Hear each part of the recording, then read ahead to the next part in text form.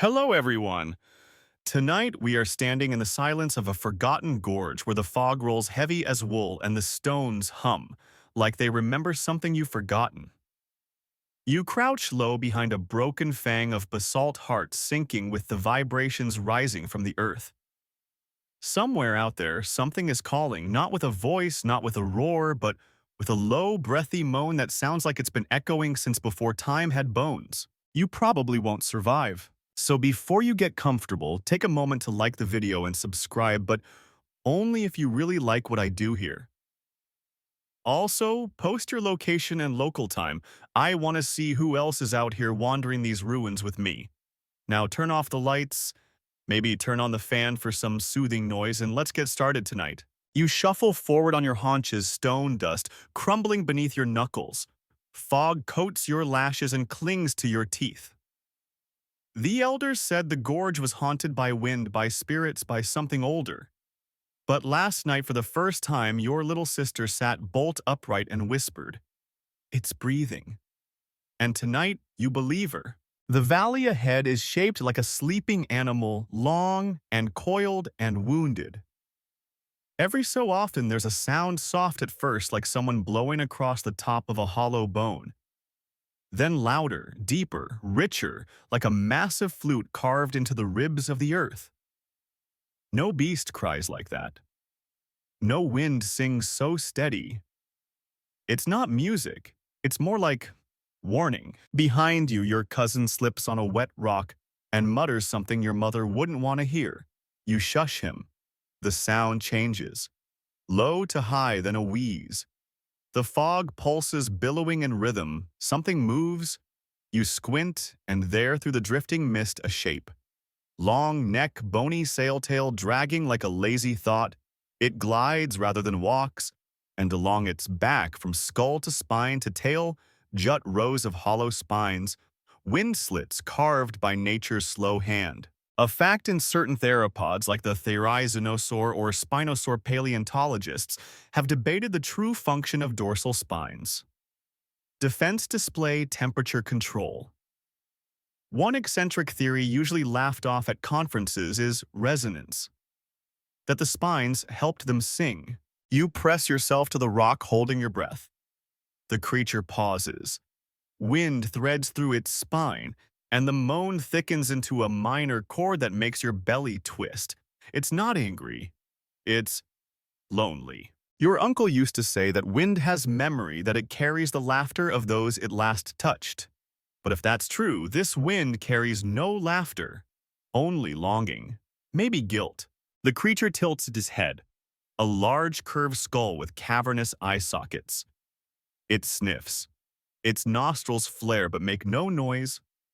You watch it draw in a lungful of mist, hold it, and exhale not through its mouth but through its spine. A soft gasp flows down its vertebrae, rippling from hollow ridge to hollow ridge, a living flute. You shiver, and not just from the cold. You lean toward your cousin and whisper, "What if it's trying to talk?" He smirks. "What if it's just hungry?" A stone dislodges. The creature halts. Silence. Then one footstep. Another. Then it vanishes into the fog as if it had never been there. The music fades, replaced by the distant drip of cave water and the odd screech of some bat-sized insect trying too hard to be scary. You exhale. Every hair on your arms is at attention. The only sound now is your own nervous stomach trying to eat itself. That night, around the hearth, you try to tell the elders, they nod. Yes, yes, the wind sings here, it always has. No, no, child, that is not new. But their eyes flicker like firelight when they think you're not watching. Later, your brother comes to you in the dark. You saw it. You nod. He nods too. Tomorrow, we follow the sound. Now an odd fact, cicadas, when clustered in massive numbers, produce sound frequencies strong enough to confuse birds and even interfere with sonar. Some scientists wonder if ancient insects once sang so loudly they competed with dinosaurs for sonic dominance. But this thing you heard, it wasn't a bug. It wasn't some natural oddity. It was intentional. You dream that night of bones that breathe a vertebrae, that vibrate of a world where the dead don't lie silent but sing through the skeletons they left behind. Come morning, the gorge looks ordinary. Trees, rocks, fog, and the usual herd of moss browse scraping at the ferns. But there's a hush, the kind you get just before thunder. Your tribe stirs quietly. Children play without laughter. Elders chew their roots too long. Everyone pretends they didn't hear what they heard, but you can still feel it, the music hanging in the air like something unfinished. Historians still debate whether prehistoric humans were capable of distinguishing between natural sound patterns and deliberate communication. But if you'd been here, you'd know. You wouldn't debate it. You'd follow it barefoot and hungry into the wet, gray unknown. Because now that you've heard it, silence feels wrong. You wake early, well before the others, to the sound of nothing. No birds, no wind, no spine singing monsters. Just the soft suck of mud as you slip down the path toward the gorge's edge. Your brother joins you wordlessly, carrying 3 things: a dried fruit skin filled with fermented root water, a jawbone dagger, and a broken flute made from a vulture's leg. You glance at him, planning to fight it. He shrugs, planning to impress it. The gorge still holds mist like breath held too long. You step carefully, following the same trail as the night before, marked now by long, smooth depressions in the loam where the creature had moved. Its tail had dragged a slow arc through a patch of blue moss, flattening it into a perfect spiral. There's no sound until the wind picks up. Then faintly you hear it, just a whisper, not from behind. Ahead. You freeze. Your brother does too. The trees part around a stone shelf like teeth in a mouth, and there, perched with unnatural stillness, is the hollow-spined giant. It's larger than you remember. Maybe because it's awake now, or because the fog no longer hides its ribs. The sunlight, pale and nervous, slides across the creature's body and catches in the spines like a xylophone waiting to be struck. The thing inhales, not quickly, not dangerously, but with the slow gravity of something ancient and patient. The reeds in its back flutter. A breathy, broken note escapes. Low, then high, then low again. You crouch and whisper, "It's playing something." Your brother whispers back, "It's learning something." The creature turns its head slightly. You see its eye, dark, glassy, and vast. It blinks sideways, not quite friendly but not predatory either, like a librarian annoyed at being interrupted. You remember what your cousin said, maybe it's just hungry. But this isn't a predator's lair, it's a stage. And here's a historical fact. Some sauropods are believed to have had air sacs in their vertebrae structures that could undergo unusual evolutionary pressure, amplify, or even produce sound. It's speculative, yes, but you're looking at something that seems built to echo. Do you think it knows we're here, you ask? Your brother squints. It wants us to be. And then the wind shifts. A gust rolls in from behind, slides through the spines, and creates a rising series of notes like a breathy organ, haunted but controlled. The creature does not move. It lets the air sing through it. Your brother cups his hands around the broken flute. He blows once, a shrill squeak, nothing special. Then again, soft warbling. It's not the same tone, but it fits, and the creature's head lifts. It responds. One low note, then 2 shorter ones. You feel it in your chest, a pressure that isn't air, but intention. Your brother's eyes go wide. He plays again, imitating the pattern. This time the creature exhales, a blast of wind through spine that warbles and deepens, sending ripples through the trees and panic through your bowels. You duck instinctively, but your brother stands still. It's talking to us, he says, or testing us. You pull him down before he gets both of you stomped into soup, or warning us. Still crouched, you study the creature's spine. Each vertebra ringed with an open chamber like the finger holes of a flute. If the air hits just right, it hums. And the longer it breathes, the more deliberate the pattern becomes. That's not wind, you murmur. That's control. Your brother nods. It's playing itself. Then oddly, it turns away, not to flee, but to move. Its tail swings slow and elegant, drawing lines through the wet earth like calligraphy. It walks up the slope and disappears behind a copse of ferns. Gone again. You follow against all instincts, against everything the elders ever warned about. But curiosity doesn't care about rules. You move through the ferns past a hollow log filled with sleeping frogs and the cracked bones of some unlucky four-legged thing.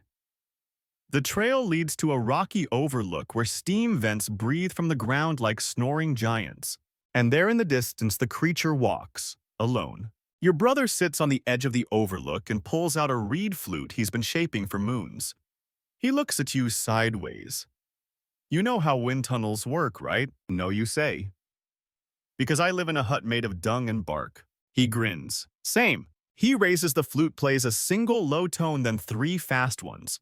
The creature pauses, turns, and in response exhales a tone that mimics the rhythm but not the pitch, like a conversation. A modern fun fact. There's a species of Australian lyrebird that can mimic chainsaws, camera shutters, even crying babies. Not because it needs to, but because it hears and it remembers. Some things evolve not for survival, but for performance. You sit in stunned silence. Why would a dinosaur need to sing? Your brother shrugs. Maybe it doesn't. Maybe it wants to. Historians still debate whether Neanderthals had ritual music. No instruments have survived, but some sites contain cave bear femurs with precisely drilled holes. Instruments. Tools, accidents. We don't know, but you do. Because down in that misty valley, something with ribs like pipe organs has been humming to itself for longer than your tribe's fire has burned. And now it's humming to you.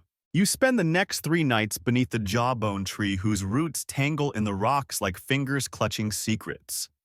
You and your brother build a tiny perch from woven frond and dried mud barely enough for 2 tired bodies and a goat hide blanket that smells permanently of wet hair.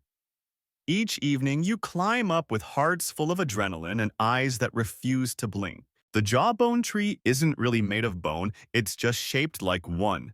But some of the elders whisper it grew after a beast died here long ago and its roots drank marrow. You wait. Fog moves like thought, slow and reluctant.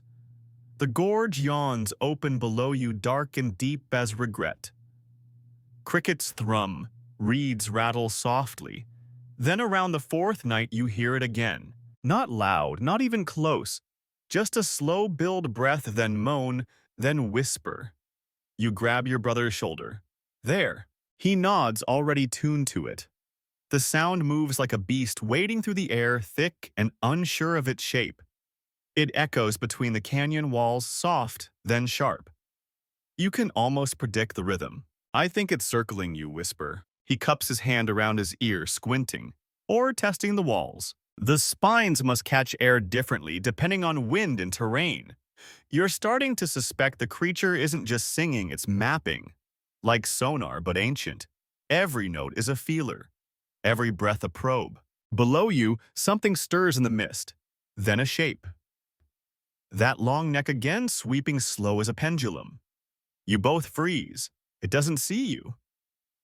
It seems focused on the cliff, slowly turning side to side as it breathes, exhaling sounds of varied pitches. Suddenly, your brother points. It's not alone. You blink and sure enough, behind the first creature comes a smaller one. Younger maybe, or just different. Its spines are thinner, not yet wide enough to sing, but it tries producing a thin, airy whistle like wind through an empty bottle. You're witnessing a duet. And here's a fact: fossil evidence from hadrosaurs. Those so-called duck-billed dinosaurs shows they had complex nasal crests likely used for resonance. Some scientists believe they could produce calls ranging from low grumbles to high-pitched hoots, possibly even used for parent-offspring communication. Below you, the larger creature takes a deep breath, exhales low and firm, and the younger one mimics failing adorably. The older exhales again longer, more musical. Again, the little one tries. It's teaching. You look at your brother who says nothing, just watches with his mouth slightly open. Do you think they're family, you whisper? Or a choir, he murmurs. You both snicker, and it's enough to draw the creature's attention. It freezes. Both heads turn. For a breathless second, all sound ceases. Your heart jumps into your ears. You don't move. Then slowly, the larger one exhales, not loud, not angry. A soft sigh, almost sad. Then it turns, nudges the smaller one, and together they vanish into the gorge again. You exhale too. Later that night, while trying not to fall asleep to your brother's snoring, you wonder aloud, what if they think we're spying? Maybe we are, he mutters, half asleep. But that doesn't sit right with you. You're not spying, you're listening. There's a difference. And here's an odd fact among modern whales. Mothers sing specific nanny notes to calm their calves, gentle rhythmic pulses that function as lullabies. If ocean creatures evolved that, why not something ancient on land? The next night, you try something different. You bring the long bone of a dead herbivore hollowed and cleaned. You carve holes along it like your brother's flute based on what you remember of the spine creature's notes. When the valley hums again, you respond. One low tone, two short ones. Just like before. There's a pause. Then, echoing from the mist, the same pattern this time, deeper, slower, as if amused. You feel a strange shiver down your back. Not fear. More like being watched by something that's listening just as hard as you are. And then comes the rhythm, again low, low, high. High, low, pause. Repeat. You try to match it. Not perfectly, but close. Your brother joins with his reed flute. For a while, the sounds twist and play in the air, like smoke meeting parting circling, a conversation without language, a dance without feet. You fall asleep that night with your fingers still resting on the bone flute, dreams full of spiraling wind. Historians still debate whether primitive tribes ever engaged in non-hunting contact with large fauna. The archaeological record says little. No cave paintings survive that show humans and dinosaurs side by side, obviously. But then again, most cave paintings don't sing. The next day, your brother carves a new perch halfway down the gorge. Closer to the sound, closer to the mystery. He hangs woven charms nearby, not to ward off evil, but to vibrate in the wind, to show the creature where you are. Like a welcome mat made of rattles. We're not spying anymore, he says with a grin. We're inviting. That night, the creatures don't just sing. They stop. At the edge of the clearing, barely visible in the moonlight, the larger one stands still. Wind weaving through its spines. Its eye locks with yours. No sound. No breath. Just the quiet before a word you don't yet know. By now, the valley feels more like a mouth than a place. A throat for wind. A theater for things older than words. You wake up each morning with bone dust in your nostrils and the echo of breath songs in your ears. Your flute, if it can be called that, is always damp with dew and anticipation.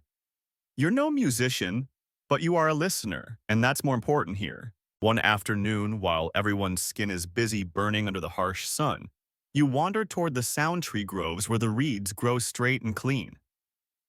The ones you used before bent too easily. Now you're looking for sturdier bones. Literal ones. At the edge of the marsh, you find a sun-bleached carcass, something small. Maybe a runt hadrosaur, maybe just bad luck. Its ribs are clean, its leg bones hollow. You blow gently across a femur, and yes, a tone soft and warbling. It startles a frog. You smile. Science. You collect the best ones and carry them back, careful not to snap the delicate structure. Your brother meets you halfway and offers a genius-level observation. Gross. I think this one's a G-sharp, you say, blowing again? Sounds more like, give me food, he replies, tossing you a fistful of roasted tuber. That night you hollow out the marrow. It takes hours and the stench could kill a confident bear. But when you blow through the clean shaft and plug different holes with wax, it sings. Not like the spine beasts, but like something trying to imitate them with cracked lips and hope.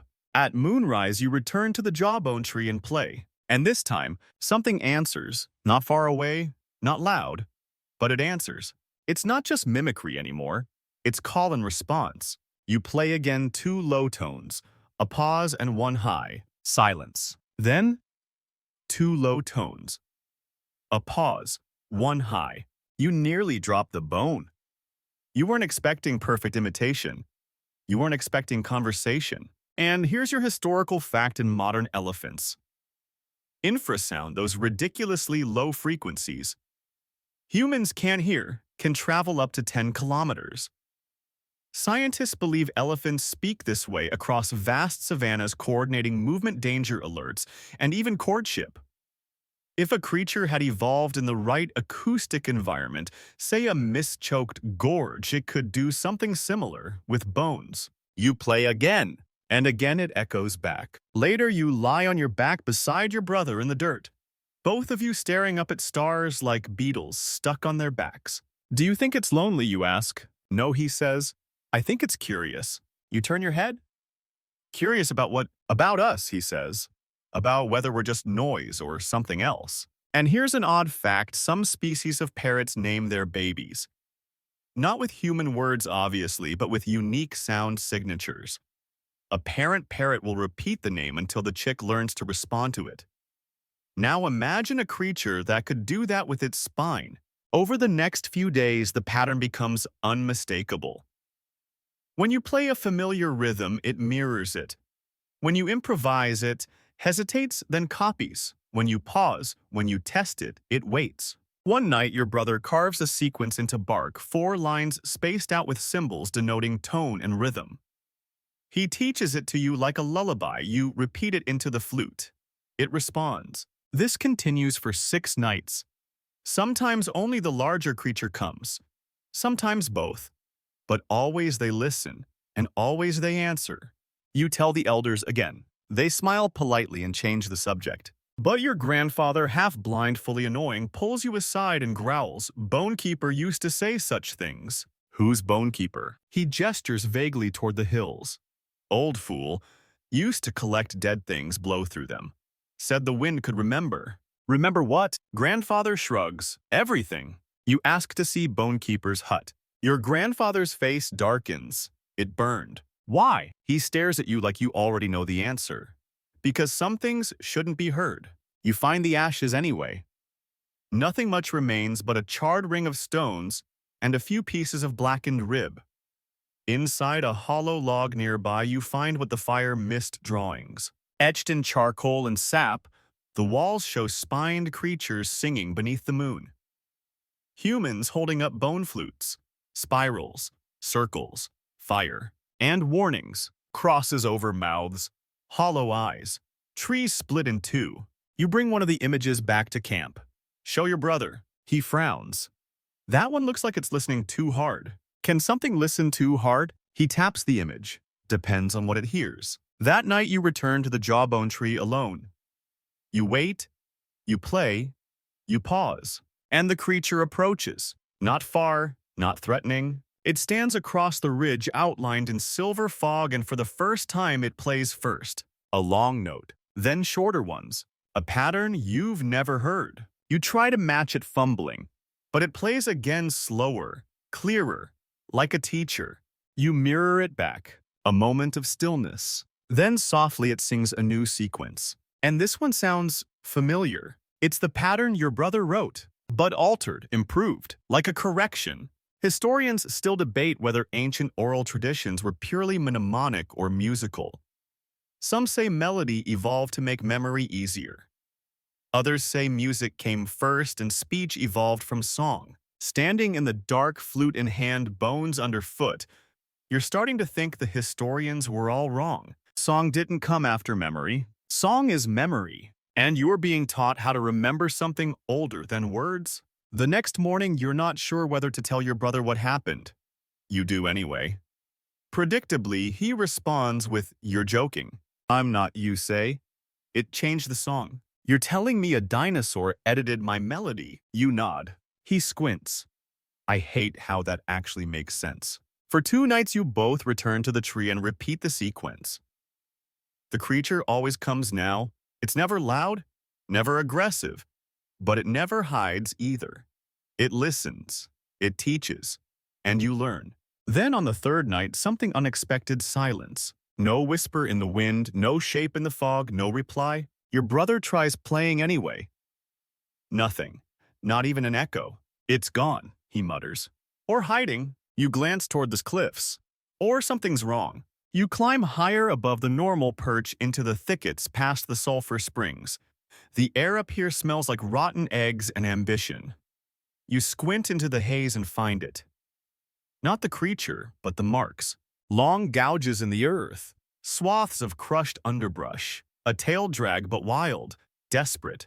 You follow it. It leads away from the gorge and into the petrified forest, an expanse of stone trees frozen in mid-sway, a place your tribe avoids. Even the moss doesn't grow here. A modern historical fact. There are fossilized forests where every tree is turned to silica crystal, frozen into mineral statues after volcanic ash buried them millions of years ago. In one such forest in Arizona, tourists have reportedly returned stolen petrified wood by mail, claiming the rocks brought them misfortune. Humans still fear what cannot decay. You move carefully through the stone trunks, boots crunching on flaked quartz. The trail snakes forward, then drops. A cliff. Below it, a basin of mist. You swallow hard. The track leads in. No signs of exit. Your brother joins you, panting. So, we're not going in there, right? Obviously, we are, you say, stepping forward. He sighs. Of course. Together you descend. The air grows heavy, cold. Your breath fogs. The trees here are even stranger, more twisted, their trunks carved by time and wind into shapes that look far too much like faces. And in the center of it all, half sunken into the basin, lies a creature. Not yours, not breathing. The body is curled, spines snapped hollow. Chambers shattered like broken flutes. You approach slowly. The creature, similar in build but smaller, must have died weeks ago. Maybe longer. Your brother mutters one of its kind. You kneel beside it. The mouth is open, permanently shaped into something like surprise, maybe even grief. You place your hand on the neck. Cold. Then you notice something odd. The ribs are spaced evenly, deliberately. Around it, the grass is flattened in a circle. You stand and step back. Your brother whispers it died in formation. And here's your odd fact: elephants, when encountering the bones of a fallen member of their herd, will sometimes stand around them in silence. They caress the bones with their trunks, especially the skull. They do not do this with bones from other species, just their own. As the mist swirls around the circle, you notice more shapes, more bodies, smaller, crumbled, some only partial, just a skull or a spine. All arranged like notes on a sheet of music, a ritual burial, a song of grief written in bodies. You and your brother stay silent, and then in the distance a sound, not loud, but wrong. Too sharp, too fast, out of rhythm. A mocking version of your melody. You freeze. Your brother scowls. That's not it. Then you hear it again, echoing from the cliffs. Another flute. You run. Back through the stone woods, breath-ragged heart skipping like a frog on a drum. The trail leads you out into open valley. And there on the opposite ridge you see them. People, not yours. A rival clan painted jagged, laughing. One holds a crude bone flute and blows it with the enthusiasm of someone who doesn't know how dangerous performance art can be. They laugh, they mock, they play your melody, then butcher it, then cackle. And then from the mist a shadow. You barely have time to shout before the creature rises, spines erect, breath pulsing like a forge. It bellows not like before, not harmonious, but shrill, warped, broken. It charges. The ridge erupts. The rival clan scatters, tripping over themselves. The creature doesn't reach them, but its sound does. That deafening blast, the bone pipe equivalent of a banshee's curse, sends birds skyward and men to their knees. Your brother grips your arm. We need to stop them. How? You whisper. He lifts his flute. You stare at him. You're going to calm it down. It listens to us, he says. Sometimes. It's insane. But you nod. You raise your bone flute, blow once low, then twice high, then the melody, the right one. Your brother joins. The sound drifts out across the valley like a memory being coaxed home. And the creature pauses. It swings its head. It listens. The rival clan flees for good. The creature breathes. A long, vibrating breath. Not angry now, just tired. It turns slowly and vanishes into the fog. Historians still debate whether music can truly tame. The myth of Orpheus, whose lyre stilled beasts and swayed the underworld, is older than recorded time. Maybe stories like that began with something like this. You sit down flute trembling in your hands and whisper, "We have to protect it." Your brother nods, before someone plays the wrong note again. You pack at dawn, if you can call it packing, when most of your worldly possessions consist of a water bladder, two flutes, and a skin of questionable tuber paste. Your brother carries the food, you carry the sound. No one stops you as you leave. The elders know. They heard the echoes too. They saw the fog rip in half like parchment under the creature's scream. They say nothing, but you notice they no longer go near the gorge. It's not fear, it's reverence. You follow the trail again back toward the petrified forest, but this time you don't stop there. The creature's marks lead through it claw drags and flattened ferns, and the deep groove of that trailing tail. And beyond the stone woods, you find something you never expected. A path. Not a trail, not a game track. A path worn ancient, impossibly precise. Stones flattened by centuries. Carvings half swallowed by vines. Spirals, repeating shapes, all leading into a narrow canyon that breathes cold. Your brother pauses. This place feels built, you nod. But by what? You step through the canyon mouth. It's narrow, barely wide enough for two people side by side. Every wall hums softly when you breathe too loud. You test it. Blow a note from your flute. It bounces back with unnatural clarity. Another, same. It's like singing into a throat, your brother whispers. The passage opens into a wide crater, an amphitheater made of stone and shadow. In the center, a flat basin covered in moss and mist, and there it stands. The creature, alone again, facing away toward the basin. You think it doesn't notice you. Then it turns slightly, just its eye. A flick. A glance. Then it steps forward and exhales. The sound that follows is impossible. It doesn't come from its mouth, it comes from everywhere. The air shakes, the moss lifts, water ripples and spirals, and the walls answer. Not with an echo, but with harmony. A choir. Stone returns song to stone. Each ridge, each wall, each ledge tuned by time. And the creature plays it all like a living instrument. Here's your historical fact in some ancient amphitheaters. Even a whisper from center stage can be heard in the back row perfectly. Engineers in the ancient world didn't just build, they tuned. Acoustics shaped stories long before writing. Your knees give a little. You sit. It finishes the phrase, then turns fully to face you. This close, you see how time has scarred it. One spine is cracked, its side bruised, a cut across its flank half-healed and pink. But it still sings. You raise your flute. It waits. You play soft, unsure. The newest pattern. The one it taught you. It responds. A perfect duet. Your brother joins. One note. Two.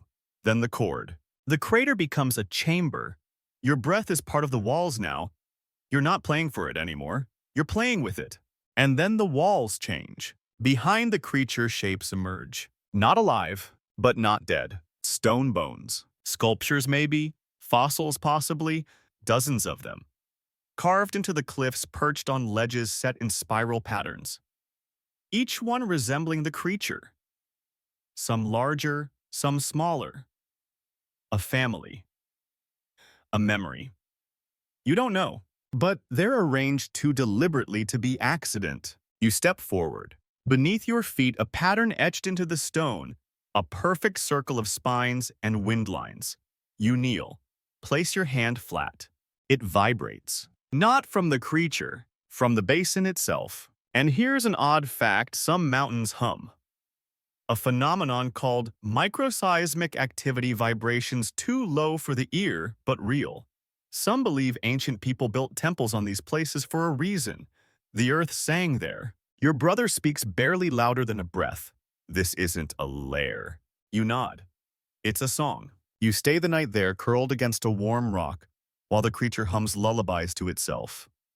The sound moves through the bones in your chest until you can't tell what's heartbeat and what's melody. You dream of wind spirals, of bones that ring like bells, of voices made not of words but of intention. Historians still debate whether prehistoric peoples viewed sound as sacred.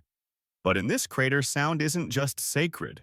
It's structure, it's history, it's the whole point. The next morning before the sun fully climbs over the rim, the creature walks to the basin's center. It breathes once, and the spiral of stones answers. Each note rings clear, each ridge responds. And you realize this isn't a performance. It's a memory. The creature is singing its ancestors, one long tone for each one.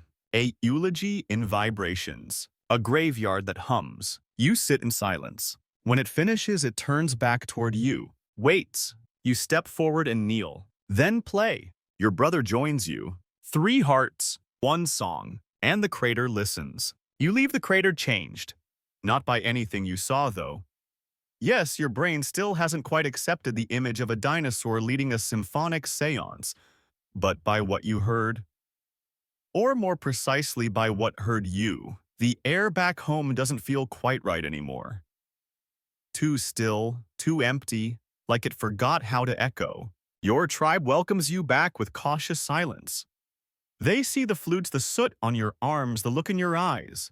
No one asks questions, not out loud. But your grandfather does mutter, if you brought back a curse, make sure it hums in key. You don't tell them about the spiral basin, or the grave song, or the way the bones seem to vibrate under your feet. What you do tell them is that the creature listens, that it reacts to sound, that if played right, its breath can guide. If played wrong, its fury can rupture trees. Predictably, no one believes you, until the day the sky hums back. It starts like this, a storm brews beyond the western ridge. Normal enough dark clouds, distant lightning, the usual muttering from the elders about someone forgetting to burn the right offering. You don't think twice. But then just before dusk, a sound rolls in. Not thunder, not quite. It's deeper, slower, less a crack than a call. You stand and look up. The clouds are boiling but moving in rhythm, in pattern. Each gust of wind seems to follow the shape of the creature's call. The air is tuned. Your brother stumbles out of the hut, face pale. You hearing this? You nod. It's the song. The storm's mimicking it. You both grab your flutes and rush out into the clearing. The trees bend with the force of approaching wind, leaves hissing in nervous tongues. And then you see it. Not the creature, the effect. The rain begins to fall only on one side of the valley. The wrong side. Where your tribe never farms, where the soil is thin and the roots are dry. Water that could have fed your crops is now feeding rocks. Because the wind listened to the song, but not from you. Someone else is playing. High on the opposite ridge, torches flicker. The rival tribe again. They're back, and their blowing flutes, crudely carved, their breath turning the melody into something frantic and off-key. Your brother swears creatively, but PG-13. They stole the pattern, he mutters, and butchered it. You blow a warning tone, 2 short, 1 long. It rolls across the valley. The storm pauses. The clouds shift. A spiral begins to form above the ridge. The air whips. The temperature drops. The music, the wrong music, spreads like infection. Trees begin to lean the wrong way.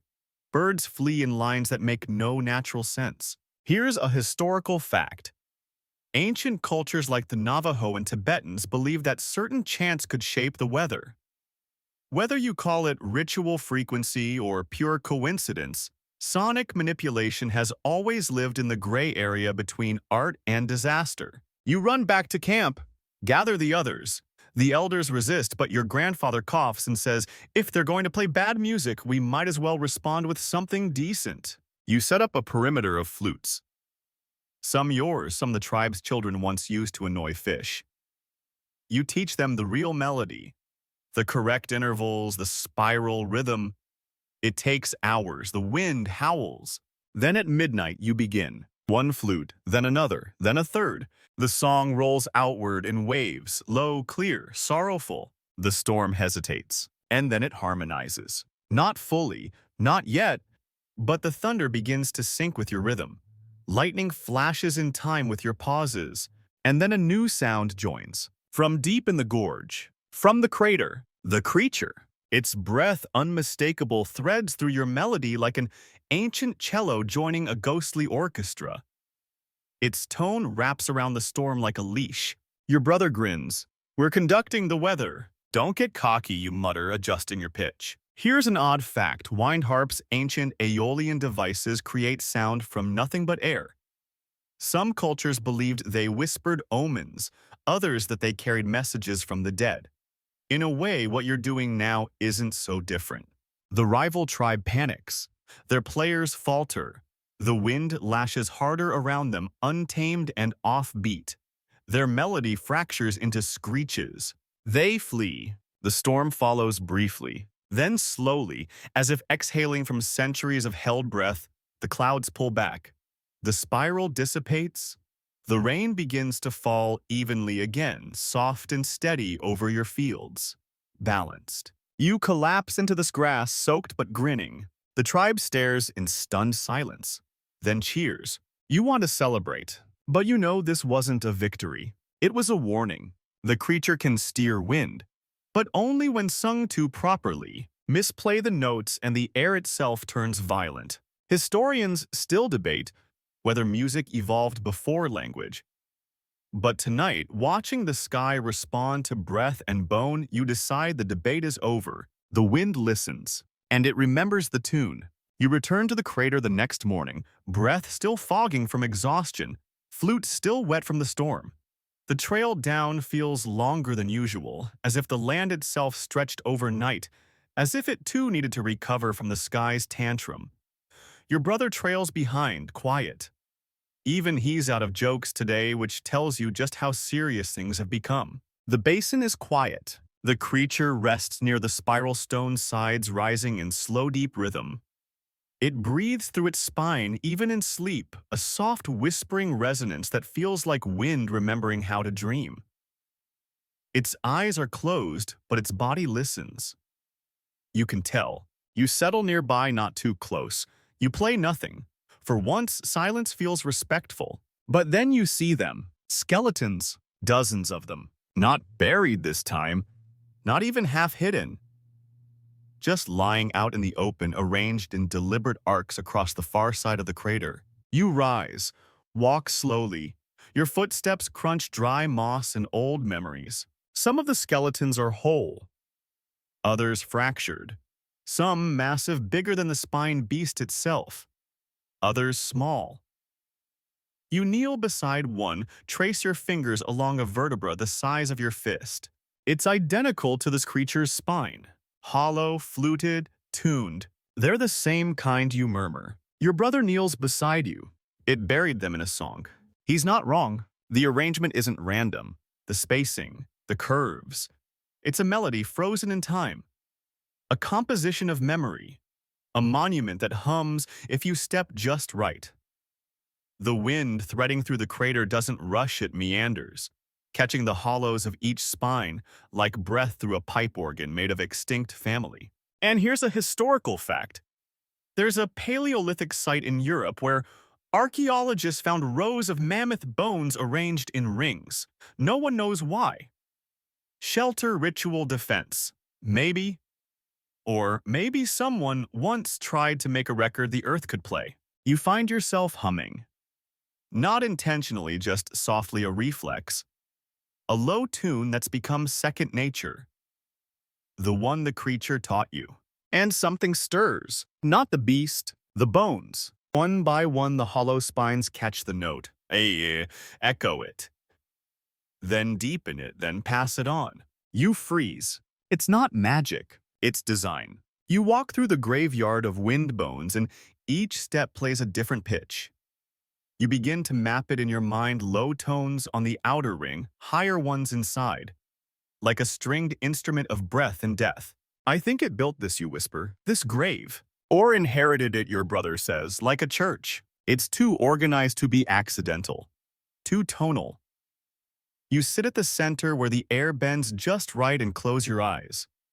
The wind doesn't whistle here. It harmonizes.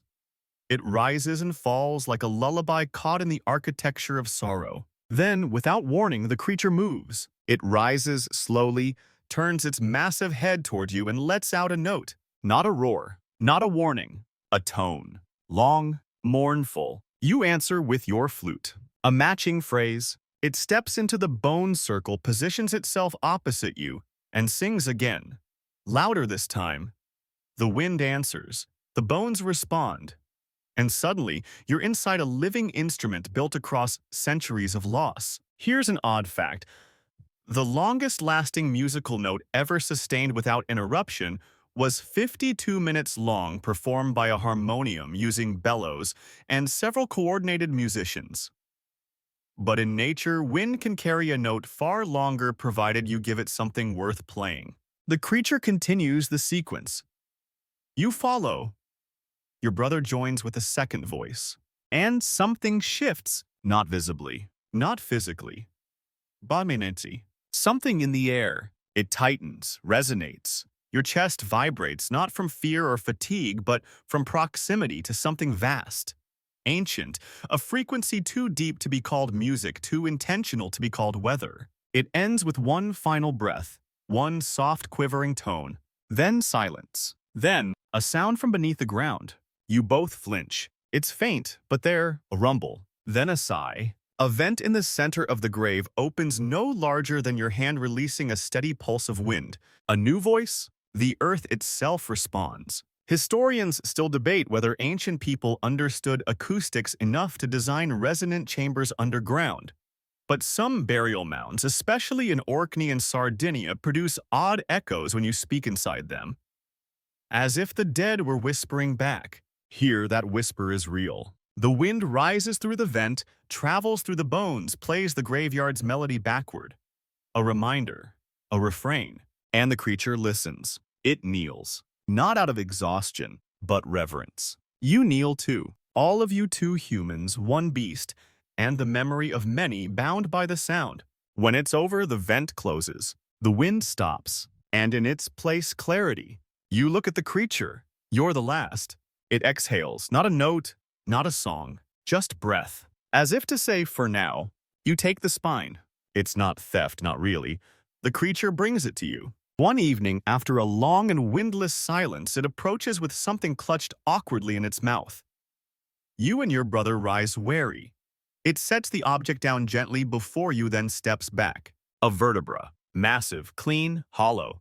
It's from one of its dead. It offers it to you like an heirloom or a test. You reach forward slowly. The bone is warm from the creature's breath, ridged like coiled driftwood and light for its size. The center hole is worn smooth from years of wind. It sings when you tip it. You look to the creature. It blinks once, then lowers its head, not submission, not sadness. Something closer to trust. This is a key, your brother whispers. You nod, and an invitation. You carry it back through the gorge with reverence, using vines to sling it over your back. The weight isn't much. The meaning is unbearable. In your hut, you prop the vertebra up beside the hearth. The firelight flickers across its hollow and makes shadows dance on the walls.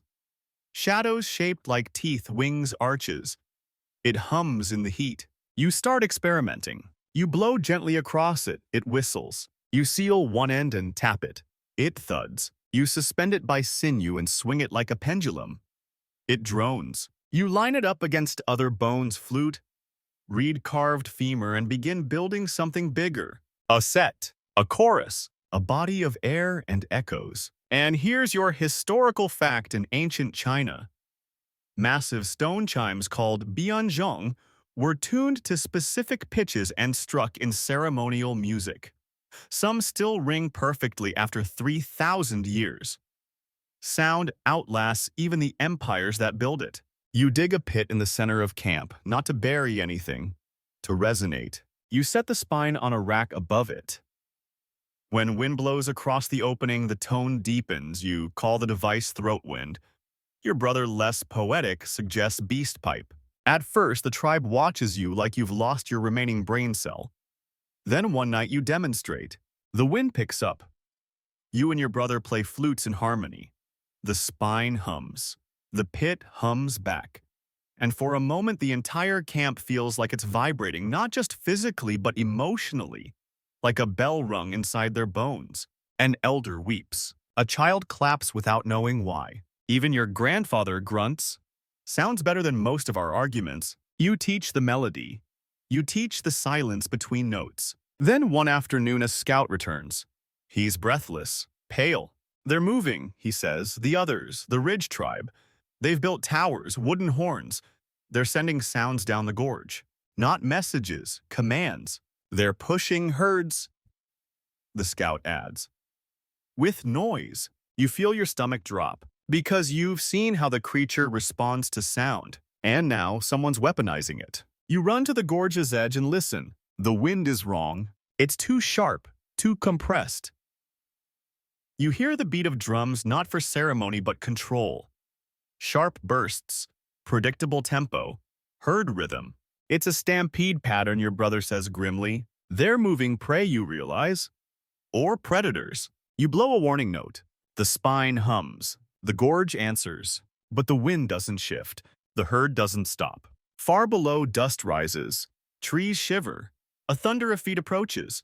And somewhere too close, the creature bellows. You grab your flute and run. Down the cliffs, past the bones, past the gravestones of harmony, toward chaos. You find her near the river mouth, flanked on both sides by panic. Herds of thick-skulled grazers are fleeing a sonic trap driven by the Ridge tribe's percussive noise. The creature is caught between them and a rock face. She breathes hard, her spines hiss. You raise your flute. Don't your brother warns? If we don't, she'll fight. She'll win. She'll destroy everything. You play. Not loud, not desperate, just right. The same pattern she taught you. The one from the graveyard. One low tone, too short, rest, lift, repeat. She stops.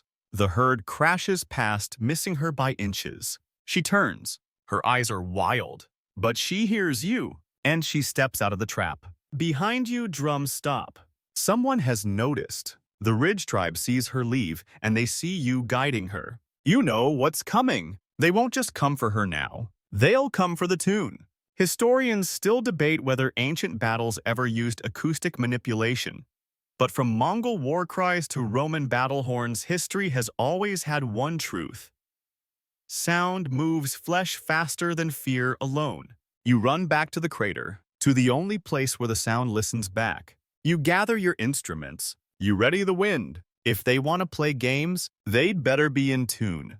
By nightfall, you've turned the crater into a stage. Not for performance, for resistance. You and your brother string lines of bone and reed across the basin like spider webs, each one tuned, each one trembling in anticipation.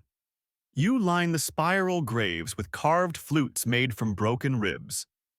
The great vertebra hums softly from its perch above the wind pit, waiting for breath. The creature rests at the rim, watching silently. She knows. You don't ask her to help. You don't command. You play. And she answers. Together, you prepare. And here's your historical fact in medieval Europe. The oldest surviving musical instrument with dynamic pitch control is a portative organ powered by breath and tuned with pipes. Some were used not for worship but for war marches. Music, even then, had a battlefield. You light no fires that night. You wear no paint. This battle won't be fought with arrows or teeth. It will be fought in frequency. At first, it's quiet. Then, at the edge of the crater torches, the rival clan has come. They move slowly, confidently, with carved horn towers on wheels and bone whistles strapped across their chests like trophies. Their leader, tall, loud, probably incapable of saying a sentence without shouting, raises a hand, and the air shakes. Their horns sound, not music, control. You hear it instantly, a drill beat, a frequency designed to spook. Below 20 hertz, probably. Not that you're counting. It presses against your ribs like a threat made of gravity. The creature growls, but you raise your hand and answer. You blow the low note, just once. Then the reply. Your brother joins, one tone, two, a rest. The creature steps forward. Her spines lift, and she sings. Not loud, not yet, but enough to disrupt. The rival horns falter, They try to compensate faster rhythms overlapping pulses, but it clashes. Dissonance. Their sound collapses inward like a stone dropped on a drum. Then you activate the lines. The wind turns and every suspended reed begins to hum. The crater becomes a speaker, not metaphorically, literally.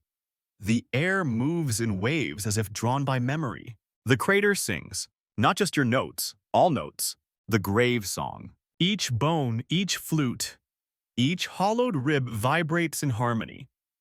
The sound is ancient, patient, vast. It doesn't attack, it remembers.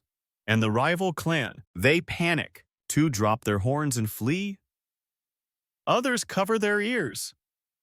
One tries to play again, but his sound is swallowed, bent, devoured by the crater's reply. The leader yells something. You can't hear it, because the creature opens her chest and breathes. She doesn't scream, she doesn't roar. She releases. The air pulses outward in a wave of force you feel behind your eyes. Not pain, something deeper. As if your thoughts were briefly tuned to a frequency not meant for humans.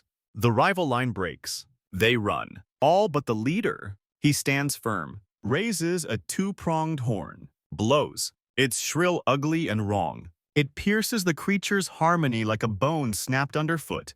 She stumbles. You drop your flute. Your brother flinches. The crater quiets. The song breaks. Silence. And in that silence, the leader smiles. Then, a new sound. Not hers. Not yours. The grave. The spiral stones begin to hum on their own. No wind, no breath, just resonance. The earth itself joins. You kneel. Your brother follows. The creature lifts her head and answers. This time she sings, not from breath, from memory, from the bones. Each spine on her back trembles, each cavity rings, and the air bends. The rival leader drops his horn, covers his ears, and falls. Not hurt, changed. He lies on the ground like someone just erased his name from the inside. You rise. Approach him. He looks up at you dazed, blinking. Then hoarsely he asks, "What was that?" You don't answer. You just gesture to the grave, and the creature, and the flute in your hand. Historians still debate whether sound can alter consciousness. Some monks claim it can. Some engineers too. Infrasound vibration therapy, musical trance, all scientific, all suspect. But when you've watched a man unmade by melody, you stop debating. The rival clan leaves without a fight. No arrows, no blood, only song. The creature lies back down exhausted, but alive, whole. You sit beside her flute resting on your knee. It worked, your brother murmurs. For now, you say. And here's an odd fact: in some cultures, songs are considered living things, beings that choose their singers rather than the other way around. You think you understand that now. The song you play wasn't born from you. It found you, and now you carry it. The crater quiets. Not the awkward silence of something broken, but the deep, satisfied stillness of something resolved. The creature sleeps again, curled in the basin like a cathedral made of breath. Your tribe, now less skeptical, begins visiting the rim in cautious twos and threes. No drums, no horns, only curiosity. You become a translator, not of words but of tones. Children ask you to teach them the melody. Some bring their own bones, squirrel ribs, bird legs, hollow driftwood, and try to mimic the song. You don't correct them. The song is patient, it forgives mistakes. Eventually it tunes them. One evening, a boy barely older than your youngest sister plays a perfect phrase with a jagged reed pipe and looks up at you with the pride of a new parent. Did I do it? Before you can answer, the creature exhales, gently, echoing the same pattern. The boy faints. Later, you assure him it was a compliment. And here's your historical fact: in some Aboriginal Australian tribes, the yidaki, commonly called a didgeridoo, isn't just an instrument. It's a living history device. Elders teach dreamtime songs through breath and vibration, each tone a story, each shift a change in the land. The instrument remembers what people forget. The spine remembers too. Your brother begins carving a second instrument, not for show, but scale. He wants to recreate a wind organ, a frame that holds multiple vertebrae at once. If we're going to teach this to others, he says we need an instrument the whole village can play. You raise an eyebrow. You want to make a community dinosaur? He shrugs.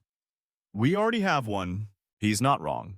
The creature doesn't leave anymore. She lives at the crater's center, drinking from the spring, sleeping beneath the wind. At dusk, she sings, not loudly, not daily, but enough.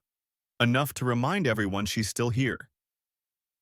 Enough to make the leaves vibrate like applause. You play with her now, not for her. When you miss a note, she waits. When you falter, she fills the gap. It's not performance, it's partnership. Then something strange happens. One afternoon, while tuning your latest bone flute beside the grave circle, you hear another voice. Not hers, not your own. From deep within the crater, another tone. Small, shaky, curious. You turn, and there, stepping from behind the stone ribs of the oldest fossil, is a second creature. Not large, not graceful, young. Its spines are thin, its breath uneven. But it sings, not a phrase, just one tone. But it's a start. You stare open-mouthed. Your brother drops the vertebra he was polishing. She notices too. Lifts her head, rumbles low. The calf answers with a chirp so awkward and hopeful that your heart cracks like dry bark. The mother walks slowly, approaches, nuzzles, then she sings. A duet, low and steady. The calf tries, misses, tries again, better. And you realize it wasn't just the memory of others she was mourning in that graveyard. She was waiting for this. Here's an odd fact. Modern humpback whales are known to pass songs across oceans. Entire populations will adopt a new melody in waves like a cultural virus made of music. It spreads not because they must, but because they want to. You sit down beside the bones, overwhelmed. The second creature moves closer, not fearful, just unsure. It sniffs your flute. You play a single soft note. It chirps back. Imperfect, but willing. Historians still debate whether non-human communication can be called language. Some say it must have grammar, some say it needs intention, but no one disputes this when a child tries to repeat a sound it has only ever heard in a dream. It is learning. And this calf is learning. Your brother whispers, how many more are there? You look to the cliffs, to the horizon, to the wind, and say, enough. Because if even one survived, that means the others could too. You think back to Bone Keeper's burned hut, the warnings, the spiral songs, the silence imposed by fear, and you realize this has always been about more than one creature. This is a lineage, not of blood, of sound. The tribe holds its breath as the calf takes a step into the circle. You play the first phrase. The mother answers. The calf squeaks the second. Your brother grins. This is going to be the weirdest lullaby anyone's ever heard. You grin back. Let's make it louder. And so you do. Together, the bones join. The wind hums, the grave responds. And in the center beneath sky and spiral, the future sings. Word spreads. Not the old way with traders or fires or the one guy who always talks too much at the riverbank, but in a stranger rhythm, a tone. People hear something in the wind, a note they don't recognize, or maybe one they forgot. Soon the other tribes begin to arrive. First the hill climbers with their wax-hardened drums and stone flutes. Then the riverbinders who carry carved shells that chirp like frogs. They don't come to fight. They come to listen. You're not sure how you became the host of a prehistoric open mic night, but here you are demonstrating breath control to a group of tattooed strangers who keep politely trying to eat your reed stash. Your brother builds benches out of limestone slabs. He calls it an auditorium. The elders call it a place where young people break their backs, but they sit anyway. The crater becomes a school, not a place of rules, a place of tuning. Each visitor tribe brings a sound, some flute, some hum. One clan whistles through snail shells so precisely you're convinced the snails must have trained for it. And here's your historical fact in ancient Mesopotamia. The oldest known musical notation written in cuneiform was found on a clay tablet. It wasn't just a scale, it was a hymn. They didn't invent music for pleasure. They invented it to remember the divine. You realize now you're doing the same. You're remembering something sacred. The calf grows quickly. In weeks, its spines widen. Its breath deepens. It no longer squeaks at phrases, echoes, improvises. When it plays, the mother sings softer, proud, but quiet. It's the first time you've ever seen something with that many teeth smile. Your tribe adjusts too. They build more instruments. They build shelters closer to the crater. One young couple even names their baby after the flute tone that calmed the last storm. The child responds to it better than their own name. But not all is perfect. One evening during a harmony circle, a boy from the Ridge tribe, yes, that Ridge tribe, sneaks in and plays a corrupted version of the old herd scatter melody. It grates. It fractures the chord. The mother creature shudders. Her calf stumbles. You stop the music instantly. The boy shrinks under your glare, muttering that he didn't mean harm, he just wanted to see what would happen. You take his flute and snap it, politely. You hand him a bone from the spiral grave. Play with these, you say. Play with memory, not noise. He nods and learns. Here's an odd fact: in some early Buddhist traditions, monks were forbidden to play music for entertainment, but encouraged to use sound in ritual. Not because music was sinful, but because it meant something too much to waste. The creature sleeps by the graves now, often curled protectively around her calf. At night she sings quieter, less for mourning, more for comfort. A lullaby passed through ribs. You sit nearby most evenings playing back what she sings, not as an echo, as a response. You begin composing, not because you want to impress anyone. You don't even name the songs. But patterns begin to form, spirals of notes, shapes of air sequences that fit into the wind. And then you notice something else. The sky. It hums again, soft, curious, like it remembers what happened last time it roared too hard. You wonder if storms can learn, or maybe just listen. Your brother thinks you're losing it. Then a flash of lightning illuminates the crater, and the creature responds. One tone. The clouds still. He says nothing after that. Historians still debate whether prehistoric people believed storms were alive. Some tribes painted lightning with eyes. Some gave it a name, but none, as far as we know, ever tried to sing back. Except maybe now. Except maybe you. You begin keeping record. Not with symbols, with stone. Your brother carves shallow holes in large slabs, each corresponding to a tone. A child learns to follow the pattern by running their fingers along the indents. No notes, no words, just movement, just feeling.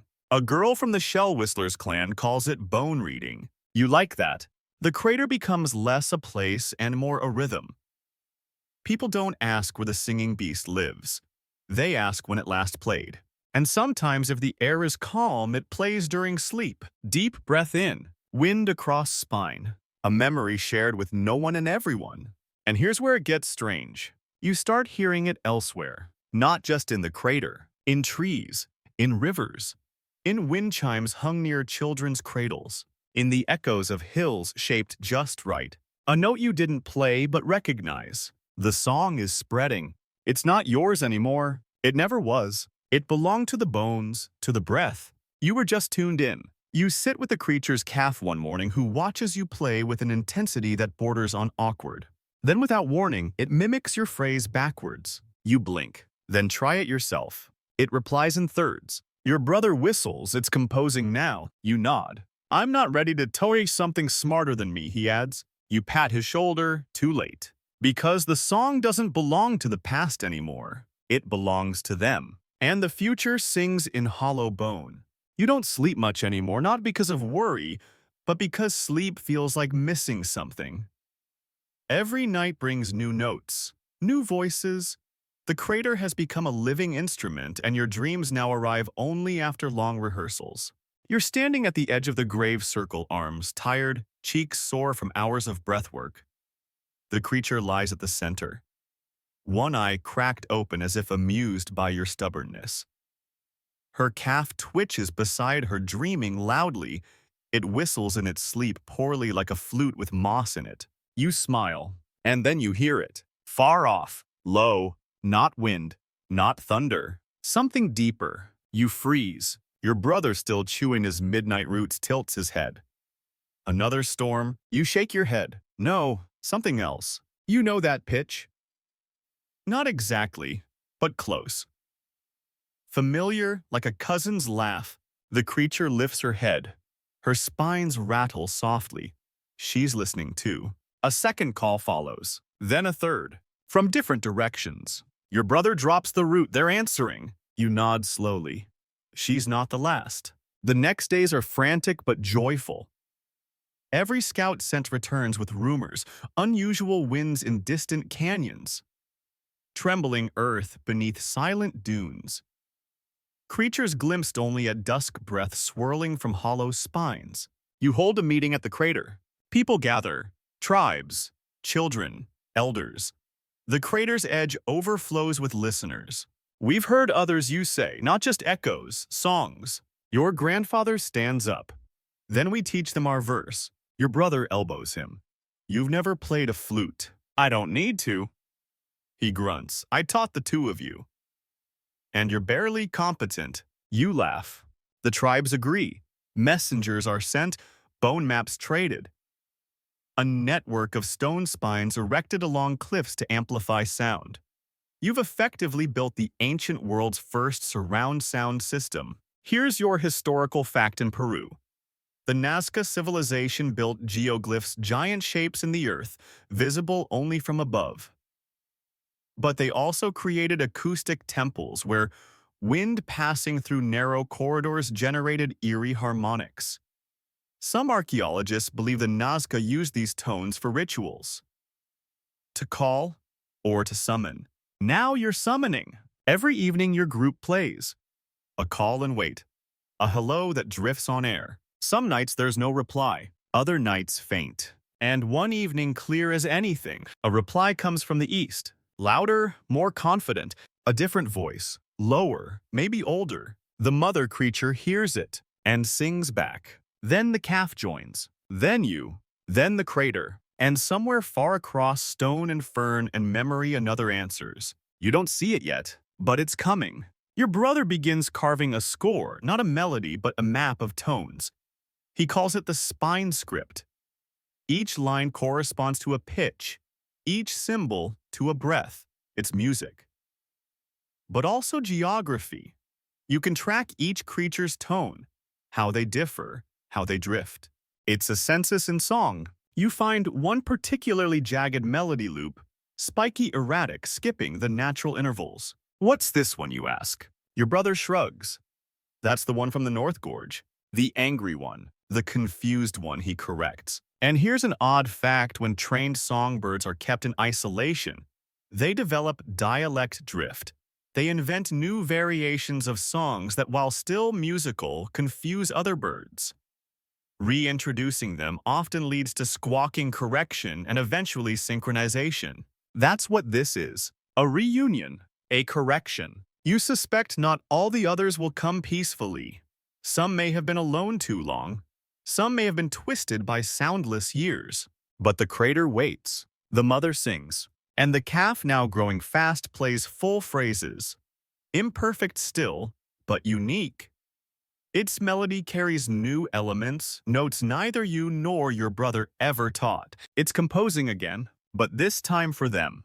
A welcoming song. A call home. Historians still debate whether prehistoric communication systems spanned long distances. Without written language, how did they coordinate migrations, rituals, survival? Maybe they didn't. Maybe something else did. Something big. Something tuned. You lie under the stars that night, watching the crater glow in torchlight. The vertebra hums softly in the wind. Your flute rests beside you, no longer an instrument but a translator. You whisper to the sky, "We're ready." And something answers, not with breath, but with bone.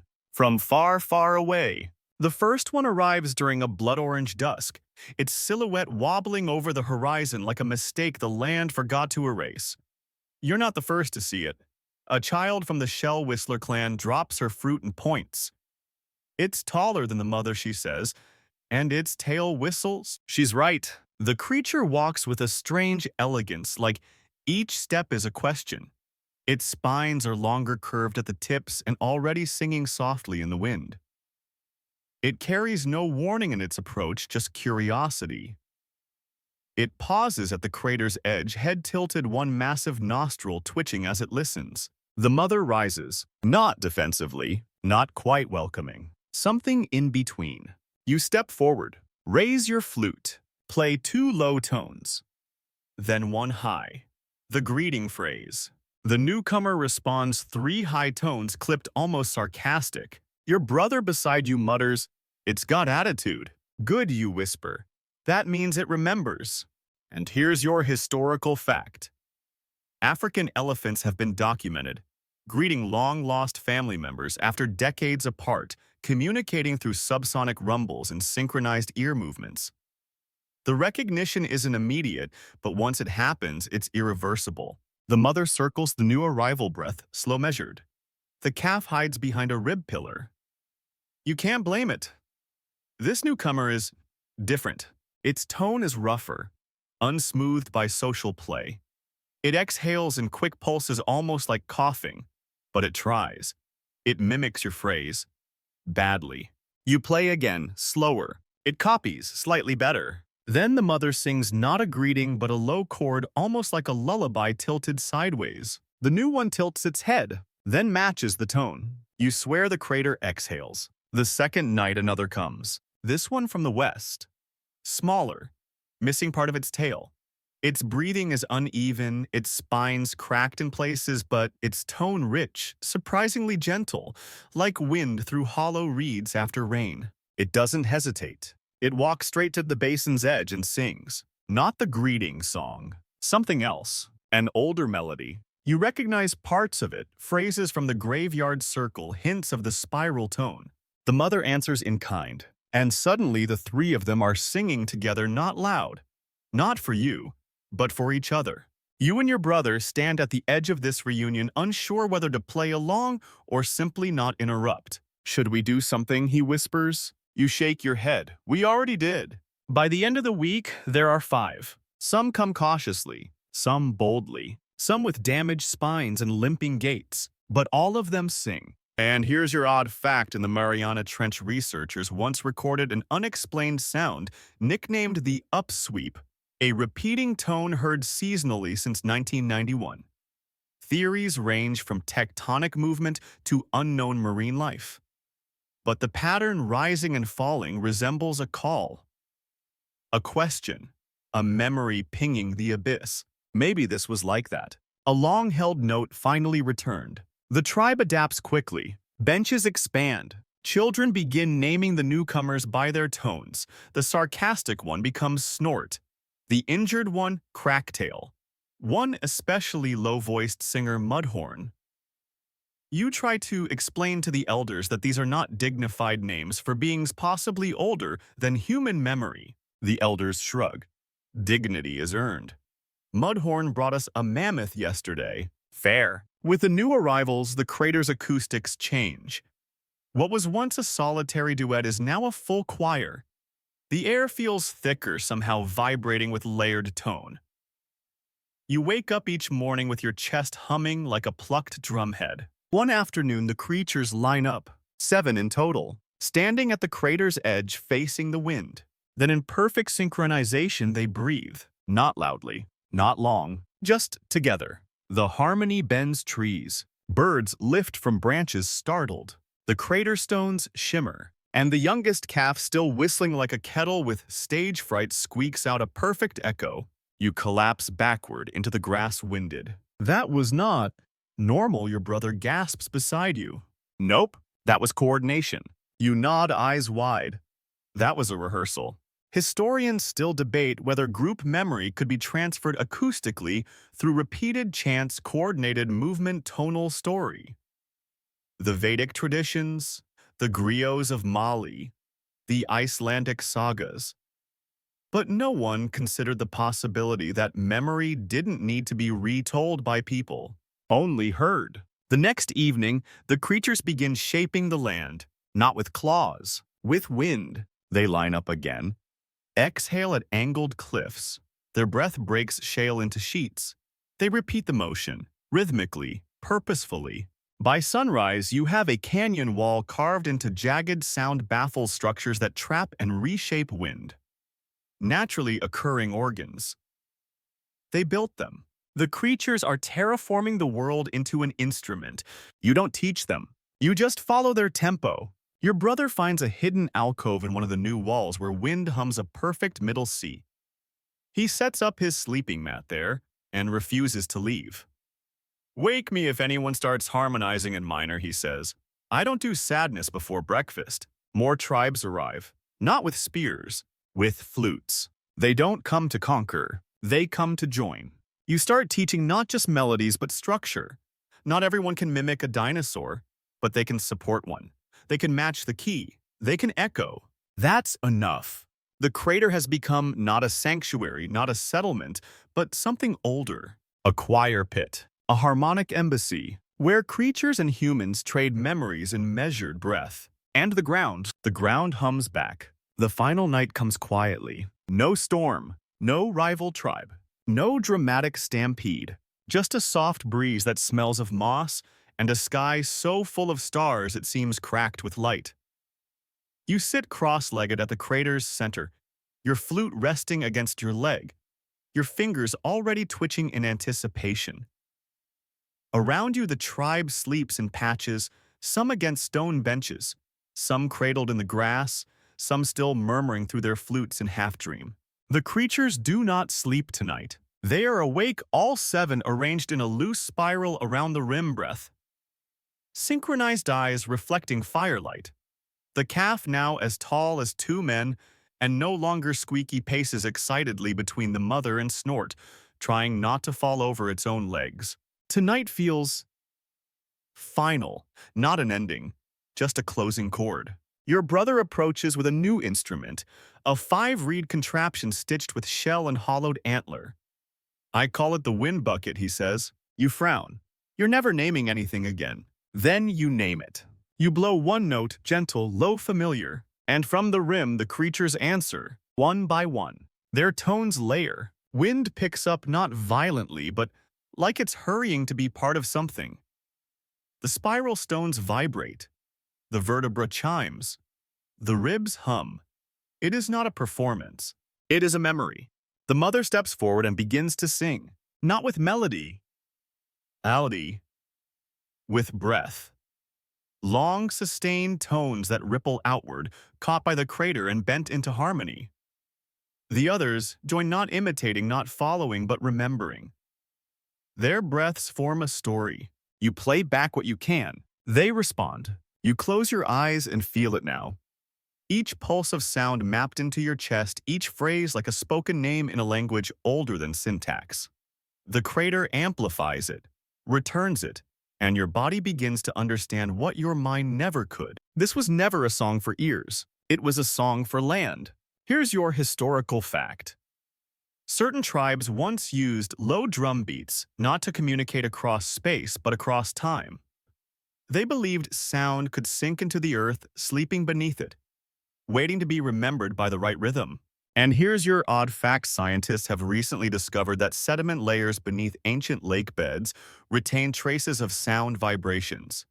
Not audio, but resonance patterns etched microscopically into mud and mineral. The crater is a drumhead, and tonight the creatures are waking its archive. You follow the tones, your flute becoming a mouthpiece, not for your voice but for everything you've learned. You play each note the creature once offered you. The phrases from the grave circle, the calf's squeaky mistakes, your brother's first flawed rhythms. The wind holds them all. Then silence. Perfect. Unbroken.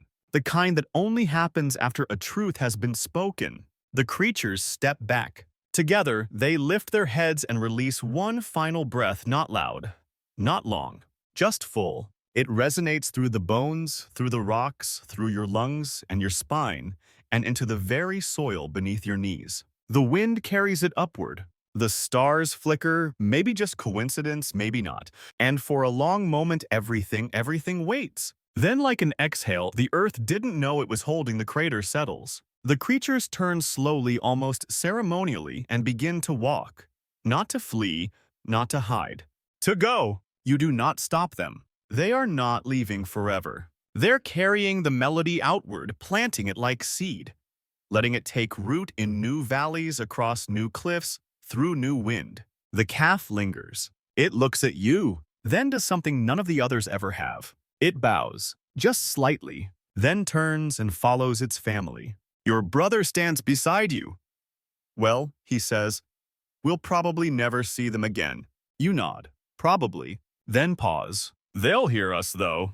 He grins. You think we left a mark? You look around at the crater full of sleeping flutes, rib-bone chimes, breath-worn stones, and the faintest hum still lingering in the pit. We tuned the world, you say. The sun rises, and the wind begins a new phrase. In the stillness of a forgotten gorge, you found a mystery, a dinosaur whose hollow spines sang through the wind. What began as curiosity became communion. With breath and bone, you discovered that these creatures once feared now heard used resonance, not just for survival but for memory. You learned their songs, they learned yours. Together, you created more than music. You uncovered an entire language, one of wind, of tone, of sorrow and joy and intention. The crater where they slept became a school, a sanctuary, and ultimately a choir of life.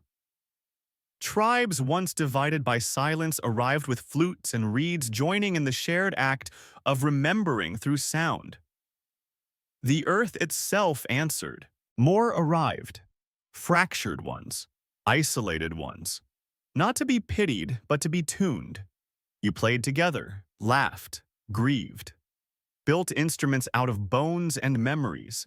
And when the creatures sang to the soil remembered. The resonance woke stones, turned cliffs into echo chambers, and whispered through the very ground you walked. When it ended, it didn't end with loss. It ended with departure. The creatures left. Not to disappear, but to continue the melody elsewhere. They carried the tune beyond the crater, and you stayed not alone, but attuned, forever changed by the knowledge that sound can be a thread through time. And now when the wind is right, you can still hear them.